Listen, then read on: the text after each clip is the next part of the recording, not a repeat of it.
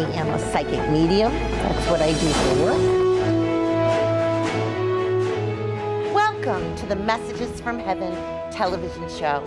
My name is Anne LoCicero, and I have been working in Connecticut as a psychic medium since 1994. My job, I often think about like what exactly is it with the mediumship? That's my job. And all I know is that there is an afterlife. I don't care what you call it. I call it heaven. There's no other better word for me. I can't think of a better word. I mean, the funniest, I can't even, I'm sorry, it's just so funny that it's him. He would be like, he didn't believe in this kind of stuff at all. Like, he was just like, really? Adamant, yeah. Oh no, he's flying through with That's flying. He's got this great. My goal is to present raw, uncut, and unedited live readings on camera for you. I'll be doing this by presenting and sharing with you messages from heaven. Let me inspire you with the reality of mediumship. Hello, and thank you for joining us once again for the 17th episode of Messages from Heaven. My name is Anne LoCicero, and I am the host, your psychic medium for this show. As usual, this show is going to be uncut, unedited, and raw footage. However, this show has a little bit of a twist. Instead of me doing readings, I'm going to be interviewing one of my friends, one of my colleagues, somebody very special to me, and a huge part of my life, Bob Ginsberg. Bob Ginsberg is the co-founder of the Forever Family Foundation. At the end of all of my episodes, the Forever Family Foundation seal airs through the credits. This seal is something that I feel very honored and special to have because it means that I passed a evaluation and a test to become a certified medium for this organization. And we're going to talk to Bob about that. In addition, we're going to get to explore and ask questions connected to this book, The Medium Explosion. Bob Ginsberg wrote this book for a variety of reasons, and we're going to find out a few of them. But one of the most fascinating things about this book is that there are stories in here to explain and coincide with all of the information that he's sharing. And just so you know, my story in this book is so dirty and raw and profanity warning that I can't even read it to you on air. So make sure you look this up and you go to the foreverfamilyfoundation.org so you can get your own copy of The Medium Explosion. All of the proceeds go towards the nonprofit. This is a worldwide nonprofit organization, the Forever Family Foundation. They study the interaction and they explore the afterlife through mediumship and science. So it's very close to my heart too, because as a medium, I don't really get to volunteer a lot. I don't get to be in an environment where I am truly giving all of what I have to offer, my mediumship, maybe classes, maybe knowledge, in a way that is 100% free and then given back to others as well. So it is my pleasure to introduce to you my guest today, Bob Ginsberg. Rebecca. Hello there. Thank you for inviting me. Well, thank you for coming. It's always my great pleasure to spend some time with you. Oh, we just have a good time. I have known you for a very long time. Probably since 2006. 2006. Yes, 2006. Through two other people, one who was a volunteer for the foundation, and you only started the foundation in 2004. Yeah, 2003. 2003, yeah. Okay. So when I found you, it was because I had a teacher who was volunteering and helping, not a medium.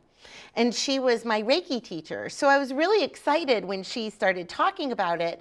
And then I'm the type of person where I was like, okay, spirit leads to let me know this is the right thing. And then I heard another medium on the radio mention the words Forever Family Foundation. I was like, my ears perked up.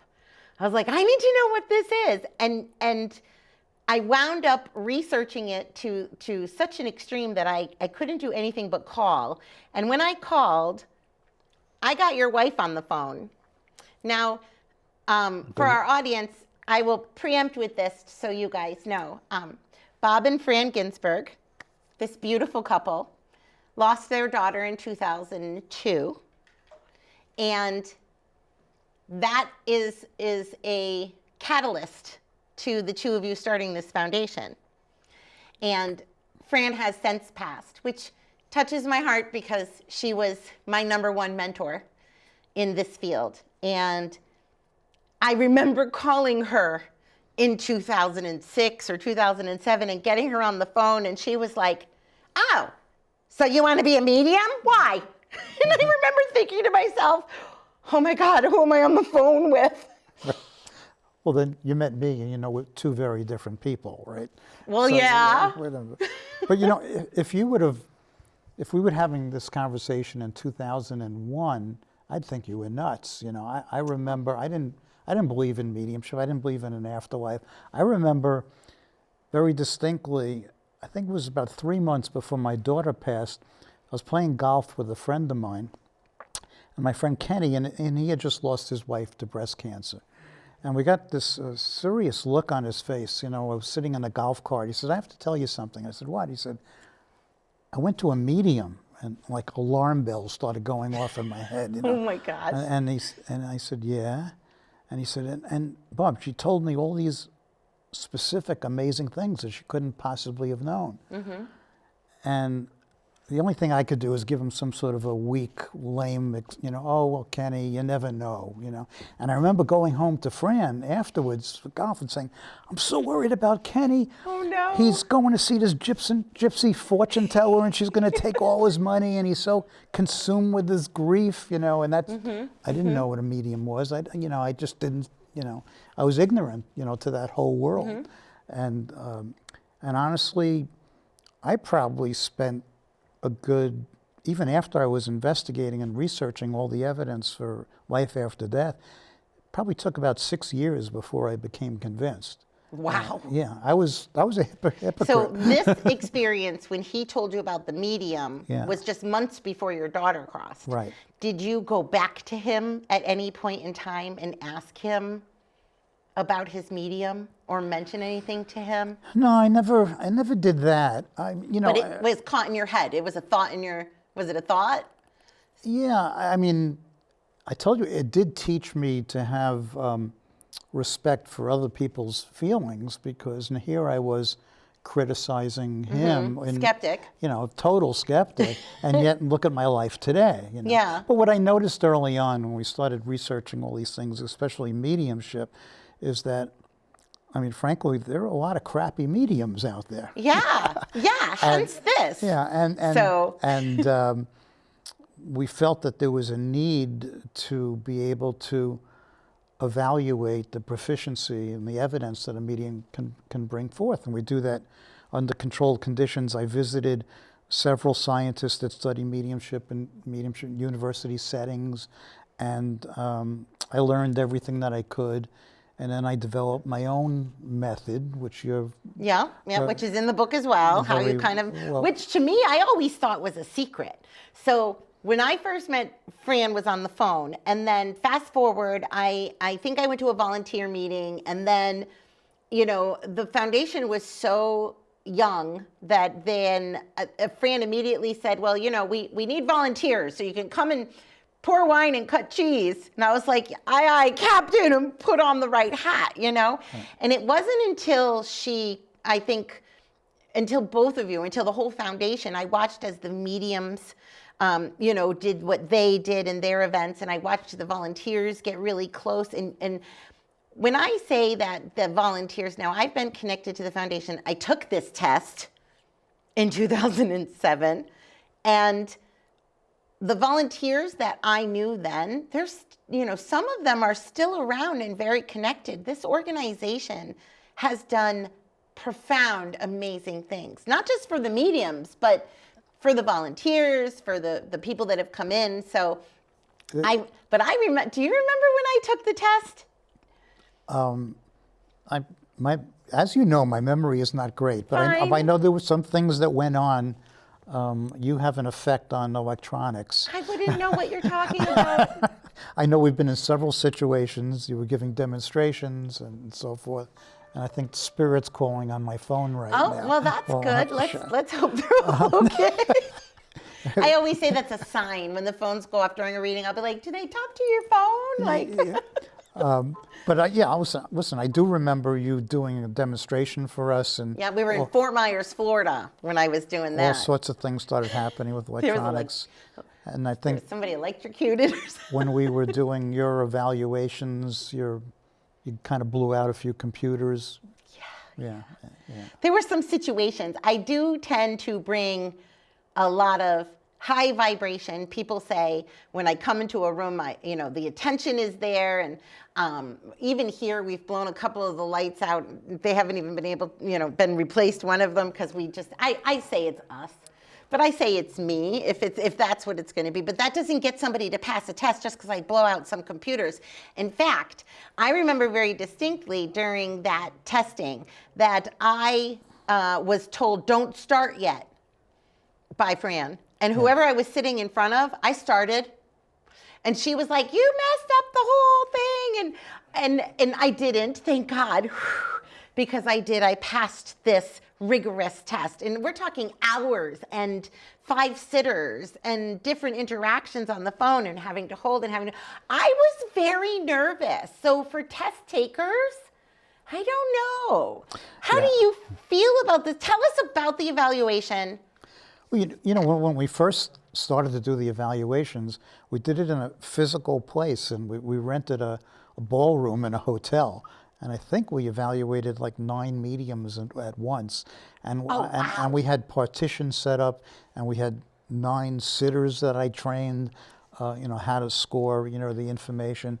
And then that evolved because that was really an untenable situation, gathering people. People had to fly in, sitters, mediums. And then we started doing it online. Yours was online. I was online and on the phone. I had to do both. I had to download a program online where I could see the person. And then I had to, and I remember because I did it right at my kitchen table online. And then when it was time to do the phone, I actually booted myself outside to the garage. And at the time, I smoked cigarettes. Right. So I'm out in the garage pacing while I'm doing the readings on my cordless phone outside. But we got it done. Yeah, I think the reason that you probably got yelled at by Fran was that we had a very, very tight schedule. Because yes, 15 minutes. Each reading was 15 minutes, and it was in a rotating fashion. Right. And we'd break you up into set private, breakout groups. And if there was some technical issue, the whole schedule got, messed up. So we would encounter that a lot, with mediums. Well, we don't like to follow rules. Yeah, I know. I noticed that. Did you? I noticed that. Do all mediums not follow rules? Pretty much. Okay. Pretty much. I do have a script with some questions, so I want to make sure that I talk about some of the things that are in here. And now that we're talking about mediums, I'm going to go right to page 49 because you say here, and I do love this. Don't ask me about anything about the book. Because you don't remember it. You did write it. It's all your words, I can tell. I'll take your word for it. If you Okay, first of all, the medium explosion. Yeah. That's a little dangerous. Yeah. Well, the reason for the title is that there's just simply every street corner that you go on, you see a sign for psychic or mediumship. It was like that in the Victorian era. In the late 1800s, early 1900s, there were mediums all over the place. People were doing seances. It was a form of entertainment. I mean, back then there were no computers and internet and TVs. Right. So, people would gather around and these things. But mediumship, when you think about it, mediums are sitting with grieving people predominantly, right? And you would not call yourself a therapist because you're not trained as a therapist, but yet you're dealing with people that are in grief and are right on the edge. And there are no guidelines. There are no ethical standards. There's no licensing. There's no proficiency evaluations. There's no continuing education. There's no training about how to deal with somebody in grief. So it's a very, very big responsibility. And I think mediums, just so you know, should take that responsibility. I don't promote that I'm a therapist in any shape, way, or form, but I have a degree in psychology as well as a certification in pastoral counseling, just in case I come across different religions. And I think every single medium should have some basis in counseling, therapy, you know, even if it's just a pastoral counseling course that's simple through a local location instead of something big. But some of them even combine. I see that they, you know, I've seen that too. But at the same time, mediums that get certified in, in grief therapy. Or licensed in marriage family therapy, because sometimes the grief is strong because of the family dynamic too. Right. Well, I don't have to tell you, with mediumship, it's a double-edged sword. I mean, I've seen over the past 20 years countless cases of people that have their whole perspective flipped. I mean, it can be tremendously helpful in the grieving process if you get a really good evidential reading. On the other hand, if you're on the fence about, is this afterlife real, or you're really just, you know, just hanging in there, if you get a bad medium reading and everything is general and nothing makes sense, you could walk away from that reading in worse shape than when you came. Almost like your hopes got shattered. Yeah. So, and that's why we take it so seriously.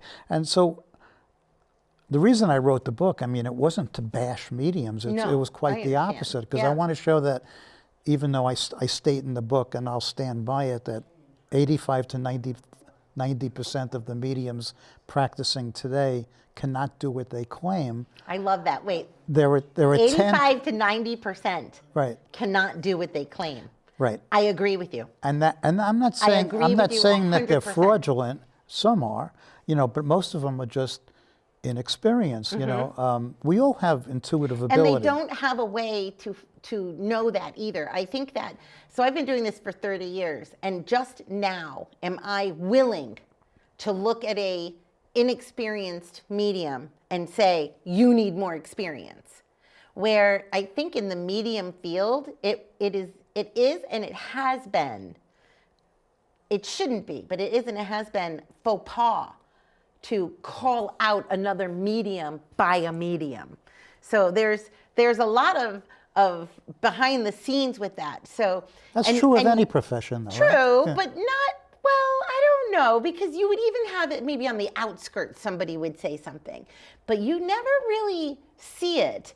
So to me, I wonder would you think that, putting the evaluation test of mediums aside, one of my questions would be, do you think that Yelp, which I'm not a fan of, I don't know if I should have said that, maybe we have to edit that, we'll see, but the online reviews, so I have Facebook reviews, I have Google reviews, and I have Yelp reviews, and you have, I mean, there's so many different things, you know, 3-star, 4-star, 1-star, 5-star, whatever it may be. And it's not Amazon like your book for, you know, things like that, but it's people who go on to these social places and they put their information down. Do you think that that's helpful? Because I tell my people, if you're going to go to a medium, look them up. What do you think of that? Or that rating system? Because how else are you going to know? Yeah. Well, the difficult thing about mediumship, and yeah, it is helpful, because what's the criteria that you want to use when you're deciding whether to go to see a particular medium? You want to know that other people had good results by it. So if they post reviews that, oh, Rebecca was very evidential and she was saying things she couldn't possibly have known or looked up or researched, I would be encouraged by that. But it is a difficult process, because you well know that I might have somebody that goes to a medium and they get a tremendous reading, and then another person goes to that same medium and they don't connect. It's not an exact science. That's true. You know, I look at mediumship, but it's a three-way. Has to be a synergy of three parties: the person in spirit, the sitter, the person getting the reading, and the medium. Yeah. And if it's not meshing, it's not resonating among the three, it's not going to happen. Right. But when it clicks, it can be incredible. I agree. So, Well, okay, so you wrote in here, and this is in the chapter called Fraudulent Mediums. At the very end, it says, although frauds do exist in the mediumship world, it is much more likely that you might chance upon a medium that is well intended but lacks the necessary ability and experience to receive and communicate evidential information. This latter category includes people who have had some sort of common afterlife experience and then convince themselves that they are destined to help people with their gift.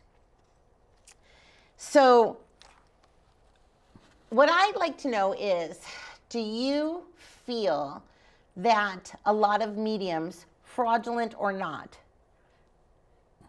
become mediums, and that there may have been such an explosion of mediums, which I think is a great word because I think it's a dangerous thing that there's so many, that they've had their own experiences and then they have their own connections to their loved ones, so they kind of jump into this category, or they've had a near-death experience, so they've connected with this afterlife, so they jump into this category, because I can't connect to that. I don't remember a time in my life when I wasn't seeing and hearing spirit. Like, it was always. So I'm 50, so it's been 50 years I've been seeing it. 30 years I've been doing it as a job. But there's people who I meet along the way where they're like, I had this near-death experience, now I can see all these people, or I had this traumatic event, and now I'm connecting in this way. And you may not have had or received the most readings of anybody I know, but you by far have experienced and witnessed more readings than anybody I know, like hundreds of thousands of readings, Bob. Yeah, well, to your point, yeah, I have noticed that a lot of people who have pretty good intuitive ability, they'll relate an experience, or they'll say something to a friend, either psychically or mediumistically, and the friend will say, wow, you should be a medium. And don't forget the influence that the media has today with popular TV shows. We made a lot of mediums famous, right? So, so yeah, if you go back into the Forever Family Foundation list of mediums, I would say there's 3 who are on national and international television right now. Right. I'm not looking to do that. I'm afraid of TV. That's why we don't cut and edit. Yeah. Well, but I get that. They get to that space. And my point is that you were alluding to this before, is that, so their friend says, wow, that's really good. And they think, well, they're meant to be a medium. There's nothing wrong with being a personal communicator. You don't have to hang out a shingle just because you have the ability, to do these things. That's true. We all have varying degrees. I don't have a lot of intuitive ability. I'm kind of anti-blinking light. Yeah. Just saying. But I also find that, because we deal with so many people that are in grief, working with the bereaved, is that people have an experience where they have a dream visitation or some sort of after-death communication with their loved one, and they take that as a sign that their loved one wants them to become a medium. Oh, wow. Yeah, exactly. Or write a book, and that's another dynamic that you have to deal with. But I think that's all a process of grief too for people who've lost somebody. However, there are a lot of good mediums out there that I've met that have lost somebody that find themselves in that situation or have put themselves in the holistic world.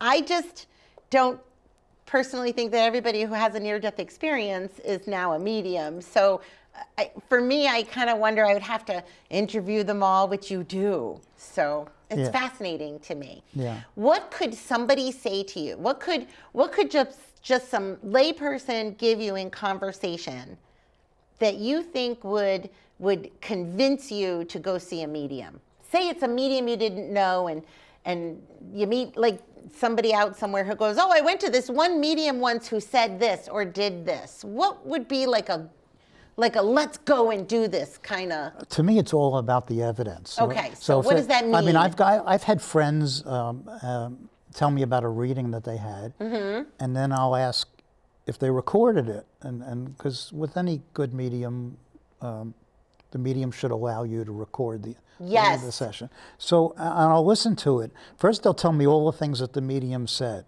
And all these specific things. And then I'll listen to the recording. The medium didn't say it, but the person desperately wants, the connection to be made. And sometimes they're hearing things that the medium didn't say. But on the other hand, sometimes the medium is incredibly evidential. So that would be a turn on for me. So if you heard something evidential, what would that mean? So for me, I have my 3 rules. It's yes or no. That's what I want to hear from you. If it's a no, don't give me the answer. Spirit will fill me in. If it's between here and there, it could be names or dates, like specifically that connect between people you would understand why they're bringing them up, right? Like siblings, parents' names, things like that. And then they'll also talk about death, so trauma and illness. So those are the 3 things, like the 3 rules I tell people before I start reading. So they kind of have a specific guideline. It's also, and people who watch the show, they know because I give those 3 rules every time. It's like as soon as I give them, it's also my mantra to let Spirit know it's time to come through. But I think that, what is it that they could say to you? Because I often wonder, I'll get an email that says, I heard you were great. I need so-and-so went to go see you, or I was referred to you by and told I should go. And I'm wondering, like, what is it that they could say to make their friends or family email me, or a medium? It just goes back to the evidence, I mean, what else could you? I mean, like they're not going to go to you because you date, have. that kind of thing, what type of evidence? Yeah. I mean, a specific name, an obscure piece of information that couldn't possibly research. I mean, for example, if you're given, I don't have to tell you, but for anybody else that wants to know, I mean, if you're giving me a reading, I mean, you could see approximately how old I am, my approximate age. Okay. When you say, Bob, I have your grandmother here in spirit. Do you have a grandmother in spirit? Well, she'd be 115, but that's okay. But the sitter would have to mark that as a hit because it's a piece of information that's true. But if you say to me, Bob, I have your grandmother Rebecca here, and my grandmother's name was Rebecca, and you follow that up with 2 or 3 other obscure pieces of information about her, that you would agree in a scoring process should be given a lot more weight because that's specific evidence. Accurate. Yeah. So, I mean, there's general information that's true. I could give anybody a reading and get 90% accuracy because it's all going to be general, bullshit. Well, that's not fair. But the more we weight specific evidence more heavily than general information. Good. I crack a joke. Everybody's got a Michael, everybody's got an Elizabeth, Beth, Betty, and everybody's dad or grandfather read the newspaper. So I kind of throw it out there. I say everybody's grandmother cooked fresh food because that's all there was. Right. So I kind of try to get rid of those all immediately. Here's another thing I want to ask about. With this book in particular, and with myself being a medium, I do a lot of research, as any medium would, I would assume, looking at other mediums to see what they're doing, what they're charging, sharing in their joy. We have the Forever Family Foundation group of mediums. We have our own social network where we support each other and we ask each other questions and things like that. But one of the things that I noticed that's not just common to the Forever Family Foundation mediums, but to all mediums across the board, is that not all mediums put their price on their website. Talking about the value of mediumship in the context of dollar bills, in both events, privates, groups, etc., and putting that in the placement of ethics as far as saying how much you're going to charge. In my mind, if I'm going to go to a medium and there's no price, if they could stereotype or place any amount on a reading for me where I feel it would be more comfortable if there were prices out there. Now, my prices are not a secret. My prices are on my website, and it's been the same. I haven't really raised them very much. But when you do get more popular and you can't do as many, I see a lot of mediums, they'll raise their prices because it's like supply and demand, which I understand if you're milk.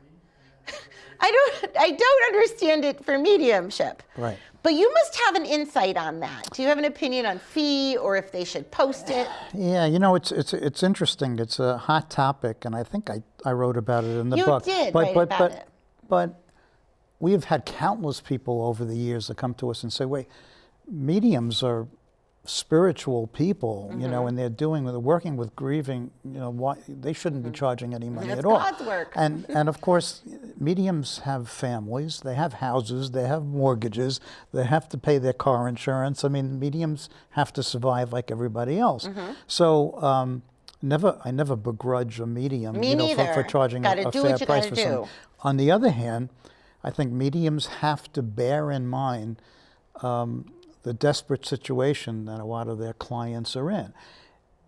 If you told me that you were going to connect with my daughter after my daughter passed, and you wanted to charge me $10,000, and I was convinced you were a good medium, I would have paid you $10,000, because a grieving parent would do anything, you know, to be able to connect. But you know, now I had $10,000 to give you, but what if somebody didn't have $10,000, you know, to give you, and they couldn't put have themselves in debt, you know, to do that? Mediums have to always bear in mind. I understand supply and demand, and mediums get very popular and famous, and they can charge $1,500 for a reading, and people will pay it, and tons of people will pay it. But you have to realize who your client is. So I have a real problem with mediums that do really large groups. When I say large, I'm talking about thousands of people. Like you know, 1,000, 10,000, like 1,000 and up. You Okay, know, 1,000 you know, and up. You know, because you know, even some of the mediums that we've certified over the years, you know, 5,000 people charging $150 a pop. I mean, you do the math, but But are they paying a lot of people though? Well, are they paying this one and paying that one? They have the manager. They have to pay for travel. They have to pay for promotion. They have to pay for. It's true, but the way I look at it, if you have 3,000 people in the audience, over the course of the evening, the medium's going to read tops 10 people. Tops. Do 10 out of 3,000. There's, you know, there's 990 people that are going there saying to themselves, somehow my loved one, our love bond was so strong, the medium's going to find a way to connect with my loved one. And they all go home disappointed. That's now, a lot of disappointed people. Yeah, and I know you can make the argument that, well, if they're connecting with other people in the audience, I mean, I always felt good about that, because if your loved one survives, that means mine does too. I hope that I get that across as a medium in my galleries. You've seen me work a couple times. Yeah. I try to involve everyone in the holistic connection of making sure that, like, if these people over there want to hear something and I'm not reading them, I don't want them to be bored if I'm over here with somebody.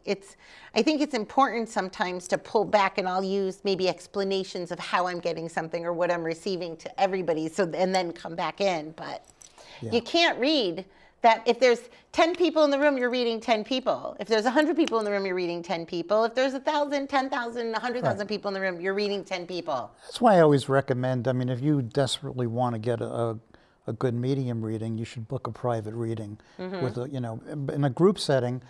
Listen, I know what it's like to be a medium only because mediums have told me. I mean, we probably tell you all the time, yeah, Bob. I mean, the one thing that stood out, I mean, you know, one of the mediums we certified, you know, Joe Scheel, he was doing a grief retreat for us, and there were 50 people there. And he said to everybody, I want you to turn to the person next to you and just engage them in conversation. So everybody did that, and within 30 seconds, the noise in the room was deafening. Wow. And then he told everybody to stop. He says, "Welcome to my world." you know, because you have the loved ones, multiple loved ones of 50 people fighting to get his attention. So it's difficult for a medium. I know that. You know, so, you to know, quiet it. Yeah, and hone in on you know, on something. But when you have that many people in the room all wanting you as well, and I mean, anybody watching can do quick math. If you have 3,000 people and it's $100 a person, you've just made $30,000. So I think that, you know, whatever prices you charge, whatever venue you're at, how many people you can reach, as a medium, my goal would be those 10 readings that I'm going to do, I wanted to touch every single one of those people. I don't do groups of 3,000. I mean, maybe someday, who knows? And I would hope everybody gets included and is joyful, like I'm saying. But it's one of those things where I want everybody to feel included, because I feel like my job, more than just proving to somebody I can talk to dead people, is showing them that by communicating with your loved ones accurately, I can show you that the afterlife is real. So even if it's just 1% of their path, that's part of the path I want to be on. The financial aspect of it for me in particular is difficult, because it's not just how much you charge or what your window is or how many readings, but also I don't think I could do as much work as I would want to do to make as much money as I could, because I couldn't work 8 hours a day doing readings. I would be comatose. I make jokes, there's not enough steak and whiskey in the world for me to work every day. Yeah. I've also observed over the years that mediumship takes a toll on the physical health of the medium. Big time. Because mediums are always saying things. When you're doing a reading, I feel a tightness in my chest. You're empathic from spirit. Yeah. You're feeling, what's being conveyed to you. I should ask you, because this is something else that one day I want to do a study on. Uh-oh. But I've noticed an extremely large percentage of mediums that have suffered trauma as a child, either physical or mental trauma. Somehow, it suggests that there's a trigger To wake up from trauma.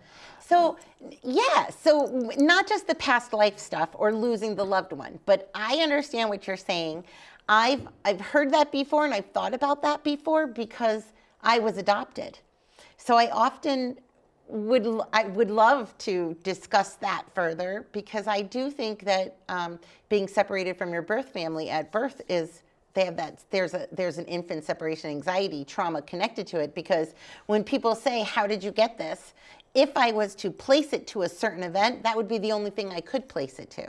Right. But I've heard that before with other people too, where it not only can open up their intuitive connection, but it could also mimic or manipulate or bring through mental illness. So it's an extremely fine line. I often say, and it's a popular saying, there's a fine line between psychic and psycho, right? Right. So, but you and I are also connected to the COPE project through Yale, which studies exactly that. I have some more questions before we run out of time. Can you share with me the top couple of reasons why you wrote this book, The Medium Explosion? Well, I wanted to let people know that mediumship is a serious business. It's not a frivolous endeavor that you get into because you want to make money, you want to be famous. Well, it shouldn't be. Right. And also because there are a lot of people like me that they don't know what a medium is, and I go into a great deal about how mediums work and the processes that might be involved and so forth. And I wanted to also show that people how they should react and behave during a reading, what they should tell the medium, what they shouldn't. That's actually one of my questions. What mistakes do sitters make? Because I have some complaints about some of my sitters. Sometimes they come in and they're wearing rest in peace t-shirts. And it's my job to tell you who's resting in peace, not yours, but they come in, like they'll have a family of 5 and they're all wearing the same rest in peace t-shirts with their loved ones' pictures. Do not wear those to a medium. Exactly. Don't feed the medium. Don't right? feed so the medium. I've seen sitters, they show up, like you say, with an ornament with a big picture of their deceased loved one. Beautiful. But it's your job. The fingerprint sometimes, or they'll have the wedding bands on, and it'll be that. I'll be like, really, did you lose a spouse? Because you're donning. It's important to validate, the information and let the medium know if they're on the right track, because you know that if you're not getting correct information, you need more, and you have to go back to spirit and ask for more information. It's kind of like, hold on, let me ask again. Right. But if give it to me again. But if the sitter is just sitting there like this and not responding. not responding at all, that must drive you and spirit crazy. crazy. I'll tell them, don't act like that. If you don't want the reading, I'll just be blunt. I'll be like, if you don't want this reading, just move on, don't be here. But there's other things that they do too. Tattoos. A lot of people will have straight up tattoos all about their loved ones on them and showing the jewelry, definitely, and then sharing information. So I made a deal with Spirit a long time ago where if the loved one that I'm sitting with feeds me information, I will repeat that information to them. And it may be later on. Like they may say something like, oh, when Beth died, da, da, da, da, da. And then later on, I'll say, now you did say to me that her name was Beth. And they'll go, oh, I did? And I'm like, yeah, you did. and it's amazing to me that sitters can sit there and spit this information out left and right. And you're like, I literally, when I do a gallery, I used to have shut up stickers. So if you would overspeak, I would be like, shut up. And put like a sticker that said "shut up" on it right on you. Well, you realize why they do that because they're excited. Yeah, but that ruins the process. So you'll say, "I have your deceased mom here," and they'll go, and then you get a piece of information. Go, yeah. Did you know that she was an artist? And you know that she did like, whatever. You didn't tell me that, right? However, I will say that I pride myself, and I thank Spirit, and I pride myself that when I do. When the sitter does feed me information, whether it be a T-shirt or they brought the urn with them or whatever it may be, I always know that Spirit is going to work with me and go above and beyond. Otherwise, what's the point of them being there in that kind of I've had people show up head to toe in clothes and their, in their loved ones. It fascinates me. What mistakes do mediums make? Even the good ones. Even me. What mistakes do you see mediums make? We're not perfect. No. I mean, from the evaluation process, the mistake that they constantly, I school. Oh, that evaluation process, because people can call you up and be like, "Test me." No, but even when they get to the point of the evaluation, I take pains to explain to them that the sitters will not be scoring messages, and you have to give a piece of information that's tied to somebody in spirit. We know that mediums have psychic ability. So by you telling me or asking me if I just painted my bedroom blue, let's say I did, and I'd say, wow, that's amazing. It's a great medium. It doesn't show that there's life after death. It's just a piece of psychic information. But let's say you're bringing through my deceased dad, and you give me 5 pieces of evidence, and then you say, hey, Bob, by the way, Dad's telling me that he likes that you just painted your bedroom blue. Okay, that's a piece of mediumistic information that's coming from spirit, and that should be scored very heavily. But we don't score psychic information unless you tie it to somebody in spirit. Gotcha. Also, the sitters are not going to score a message. If you tell me that Mom loves you. But it's true. It's true. Yes, how many mothers love their kids? Okay, from a medium standpoint, let me tell you, not all mommies come through nice and kind and loving their kids. Yeah, I understand that. Like 80% do. But the sitter's not in any position to know what the person in spirit is thinking. So, it's okay to give a message, but the messages can only be accepted. I ask a question. Before the whole process starts, I send any prospective medium that sends an email that they're interested, I send them 5 questions. Okay, what are they? Simple questions. I won't go into all of them. They're just designed to see if there's any red flags. But one thing that I ask them, I said, what do you think is more important, the evidence or the messages of love? Okay? Okay. And that's a simple question. It is. And you'd be surprised. And now the answer I want to hear is the evidence, because I think the evidence, you have to know. Well, not only that, but a medium trying to go for a test should probably say evidence too. I'm just saying. But you would think. And yet so many say, my job is to provide, messages of love. And once I do that, my job is done. Well, that may be comforting to somebody that doesn't know anything about mediumship and that, they believe it. But from my perspective, well, those are the ones charging $1,000 for a half hour. Even the ones that don't, they're confused. They think they're a medium. That's what a medium does. To let you know that the person in spirit loves you. But first, give the evidence, then give the message. So here's another thing that I would like to know. What is your favorite paranormal TV show? I hate them all. Oh my gosh, you said hate. I'm sorry, all you paranormal TV people. No, Bob said hate. There are some that are done responsibly, and that's okay. fine. I mean, but a lot of the, the ghost hunting shows. Yeah. Well, you're studying the afterlife. There's Right. got to be a lot of evidence, and I know that there is through the foundation. Like on the website, there's tons of scientists that have submitted evidence and have programs out and studies that you have. But paranormal TV shows, don't you know those are like the hottest thing? Like people watch that stuff, and that is something that even brings focus to the mediums sometimes. Although paranormal investigators, not a lot of them like mediums. Oh, most of them work with mediums. Yeah, but that doesn't mean they like us. No, but there are some that are responsible, and they're cool. I mean, electronic voice phenomena, is real, but it's TV, and they want ratings, so they jazz it up a bit.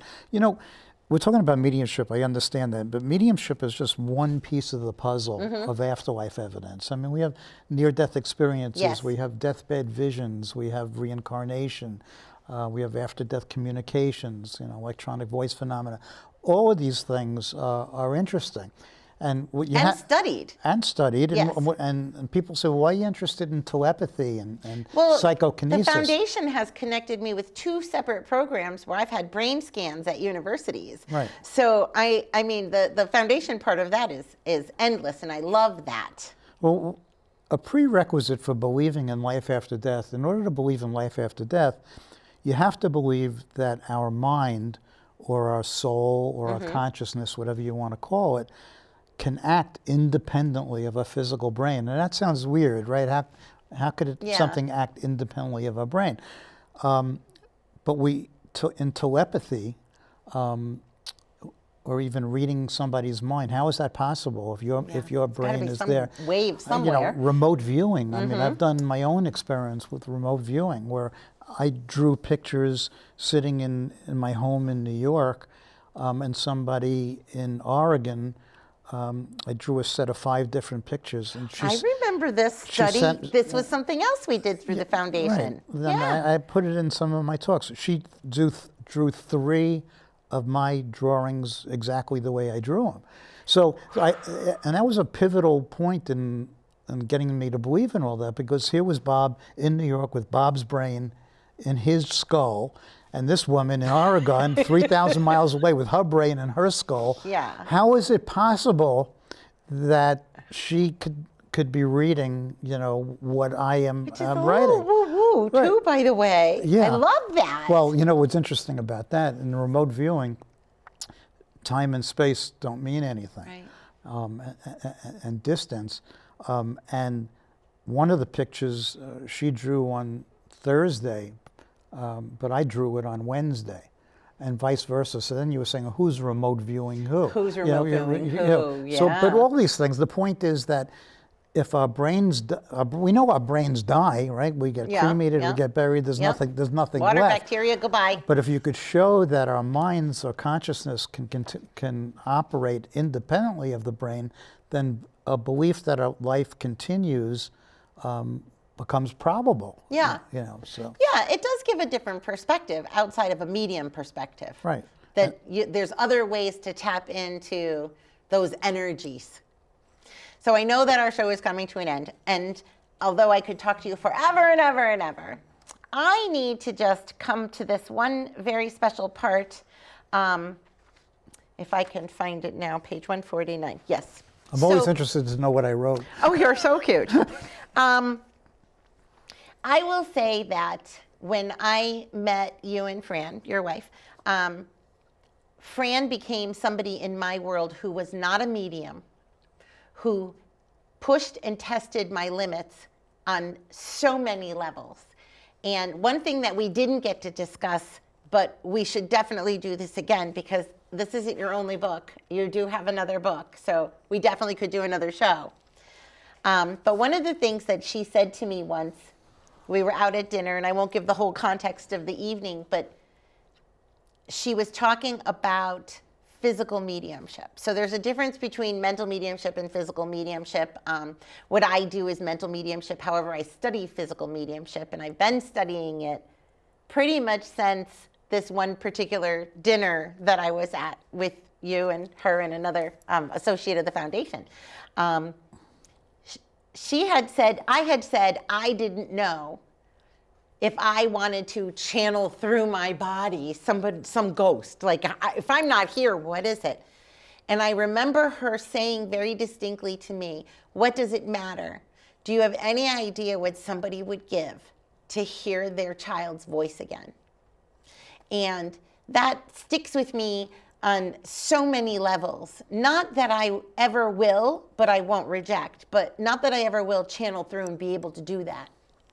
But it was at that moment that I realized how important mediumship was going to continue to be for me forever and ever and ever. And with Fran watching over us from spirit, every once in a while I will tap in. And when I say that, I mean, it's kind of like we can't read ourselves, but sometimes it's nice to tap in and just say, you better be with me, you know? And so to have those experiences with her and to have you here on the show makes me feel very special. So I'm very thankful. In your My Personal Challenge chapter, you wrote, this may lead you to believe, meaning the book and your stories. This may lead you to believe that I am well prepared to handle the death of a loved one. Forgive me. The simple truth is that we all grieve because we love. The more we love, the greater the pain of physical separation. But there is the thing. I know that I will survive because I know that she will still exist, that she still exists, and I know that I will see her again. Eventually, light will begin to gradually dissipate the darkness. It will not happen overnight. Inner knowing that there is life after death is not a magic pill to alleviate grief. It is the pain of not having them in the physical is profound. However, those who possess this knowledge will emerge from the abyss and have a profound advantage over those who believe that death is final. You have experienced so much, the loss of your daughter, the loss of your wife, and a lot of losses in between. It doesn't make your path any easier, even with having access to I don't even know how many mediums there are right now, do you? 27. 27. So worldwide, 27 mediums have passed the evaluation test. Right, over 18 years, so what is a little more than one a year? A little more than, and I am extremely honored to be one of them and humbled that I was able to meet Fran and be with her for so long, and so thankful that you came on the show. Do you have any last words for our listeners as far as their adventures going forward? No, I mean, if I was going to give some advice, something that I've learned in all the losses is that we tend to live under this illusion of permanence. You know, we think the ground beneath our feet is always going to be there. And I try to live my life now as if it was my last day. Oh. You know, so try to appreciate things more. If there's something I have to say, you know, say it. If there's something I want to do, you know, do it, because whoever and whatever is there today in the blink of an eye may not be there tomorrow, you know. So I think if we live our lives with that, and always thinking that whatever is here could disappear, it gives more meaning to our lives. We can appreciate from a simple sunrise, you know, to a walk through nature, to telling somebody that you love them. I mean, it's because it is all about love. It gives meaning and purpose. I love you. Well, I love you too. Oh, thank you everybody for tuning in today to episode 17 of Messages from Heaven with my guest, Bob Ginsberg. Please look up the Forever Family Foundation and check out the Medium Explosion and get your copy today. Thank you so much. Have a great night.